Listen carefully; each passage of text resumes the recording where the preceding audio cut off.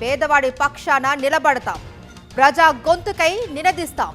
Voice of voiceless, తెలుగువారి మనస్సాక్షి సాక్షి TV. సాక్షి TV ప్రసారాల కోసం మీ స్థానిక కేబుల్ ఆపరేటర్ను వెంటనే సంప్రదించండి. కూటమి ప్రభుత్వంలో మామిడి రైతుల పరిస్థితి దయనీయంగా మారింది. గత ప్రభుత్వ హయాంలో కిలో 23 నుంచి 25 రూపాయలు పలికిన తోతాపూరి ఇప్పుడు ఎక్కడా కిలో 8 రూపాయలు కూడా పలకడం లేదు. 3 రూపాయల నుంచి 5 లేదా 6 రూపాయలకు కొనుగోలు చేస్తున్నారు. 8 రూపాయలకు జ్యూస్ ఫ్యాక్టరీలు ఖచ్చితంగా కొనుగోలు చేయాలి అని ప్రభుత్వం చెప్పినా క్షేత్రస్థాయిలో ఎక్కడా కనిపించడం లేదు. దీంతో గిట్టుబాటు ధర లభించక కష్టపడి పండించిన మామిడిని రోడ్లపై పడేసి వెళ్లిపోతున్నారు రైతులు. మామిడి పంట చిత్తూరు జిల్లాకు గుండెకాయ లాంటిది. ఇక్కడి వాతావరణ పరిస్థితులు మామిడికి అనుకూలం కావడంతో ఉమ్మడి చిత్తూరు జిల్లాల్లో దాదాపు 56 హెక్టార్లలో సాగవుతోంది.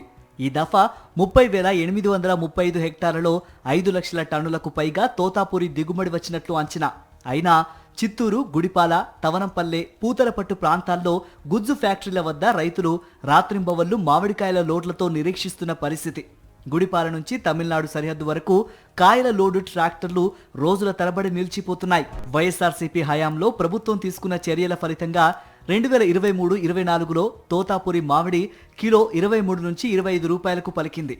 కిలో 15 రూపాయల నుంచి 20కి మించి ఎప్పుడూ తగ్గలేదు. గత ప్రభుత్వంలో పంట మార్కెట్కు వచ్చే ముందే కార్యాచరణ సిద్ధం చేసి కలెక్టర్ల నేతృత్వంలో గుజ్జు పరిశ్రమల యాజమాన్యం, రైతులు, ఉద్యాన, మార్కెటింగ్, రెవెన్యూ అధికారులతో కమిటీలు నియమించింది. గుజ్జు పరిశ్రమలతో సమీప తోటలను అనుసంధానం చేశారు. మార్కెట్లో డిమాండ్కు తగినట్టుగా దశల వారీగా కోతలు చేపట్టేలా అవగాహన కల్పించేవారు. అంతేకాదు గత ప్రభుత్వంలో 10 లక్షల టన్నుల మామిడి గుజ్జుతో పాటు దాదాపు 2,500 టన్నుల మామిడి పండ్లను విదేశాలకు ఎగుమతి చేశారు. మామిడి రైతుల కోసం 35 కోట్లతో ప్రత్యేకంగా 1752 ప్యాక్ హౌజ్లు, 40 కోట్లతో 347 కలెక్షన్ సెంటర్లు నిర్మించారు.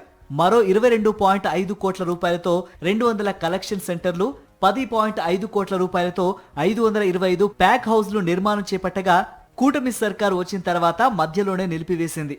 గత ప్రభుత్వ హయాంలో నాణ్యమైన పండ్ల దిగుబడి కోసం రాయితీతో ఫ్రూట్ కవర్లు అందించారు. కరోనా విపత్తులోనూ మామిడితో పాటు ఇతర పండ్ల ఉత్పత్తులకు గిట్టుబాటు ధర దక్కేలా గత సర్కార్ చర్యలు తీసుకుంది.